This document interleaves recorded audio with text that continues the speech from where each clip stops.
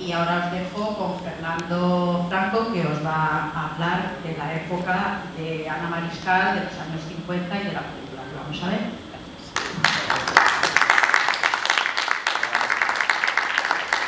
Buenas tardes. Sí, hoy se inicia con una etapa, y una etapa que está marcada por dos pilares, una de la dictadura y otro el cine de la mujer. La dictadura fue poco conocida en su impacto sobre la mujer en cuanto a personalidad que tenía que desarrollarse, y quizás Ana Mariscal es uno de los mejores ejemplos de cómo la mujer, a pesar de todas las barreras que pudieran existir, pues tuvo la posibilidad de iniciarse intelectualmente y dar paso a sus aspiraciones de progresía. Hace 5 años más o menos, estuve yo en el Festival de Cine de Lima y tuve la oportunidad, y me acompañaba un redactor del diario de Valencia, de entrevistarme con el director de la Academia de Historia, que en ese momento pues, estaban haciendo trabajos sobre la época española de los años 50. Y bien, pues entonces nos entrevistamos. Nosotros teníamos interés por otras etapas históricas de Sudamérica. Nos recibió muy amablemente este director, era un especialista en temas históricos, y entonces nos dijo, bueno, Franco ha sido muy denostado y sin embargo habrá que reconocerle a Franco, un testigo que escuchó lo que dijo, que bueno, pues es el responsable del desarrollo de España. La verdad es que después del primer impacto de lo que me acababa de decir, y sin querer ser pertinente, es que bueno, efectivamente eso se dice y se ha escrito mucho en ese sentido, pero los primeros 20 años después del 39 fueron tremendos, económicamente hablando, socialmente hablando, y hubo sectores de la sociedad que fueron particularmente perseguidos, los intelectuales, los educadores, los docentes y la mujer. Dijo, oiga, pues usted quizás está exagerando. Digo, no, digo, repase usted.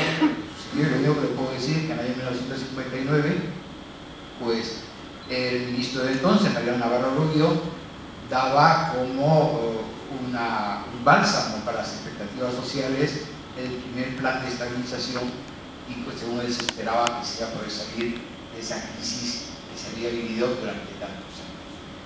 Y eso es lo que nos retrata Ana Mariscal con su película, la realidad. Porque todos los mecanismos, en cierta manera, en el año 50 estaban perfectamente establecidos para que se diera la imagen oficial del rey. Había un sistema de censura muy desarrollado, con varios censores. Había que presentar, antes de hacer la película, los guiones. Los guiones eran supervisados por un censor que pertenecía al movimiento, por otro censor que era un sacerdote, y muchas películas eran vistas antes por el propio Franco porque él tenía su sala de proyección en el Palacio del Pardo, y eso se consideraba como que era la última opinión en el caso de una película. Él veía puntualmente 2 películas a la semana, una el viernes y otra posiblemente el sábado, o las 2 el viernes.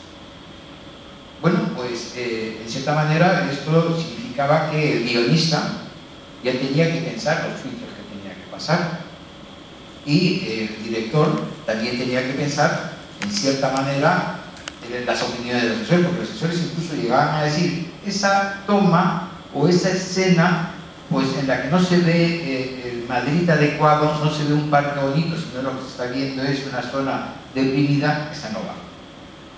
Bueno, pues el éxito en este proceso de la dictadura llegó tan lejos como 10.000 kilómetros, posiblemente ha llegado tan lejos como varias generaciones, y yo creo que es una gran oportunidad poder ver el cine de Ana Mariscal, porque Ana Mariscal con Nieves Conde son los 2 grandes cineastas que llegan a retratar el Madrid de entonces.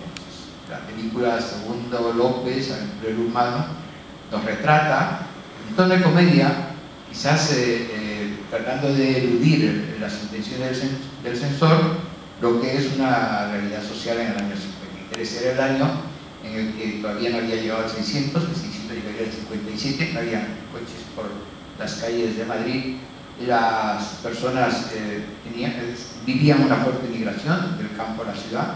Esto lo retrata Nieves Conde en Surcos, y Ana Mariscal retrata, bueno, pues lo que no quería que el censor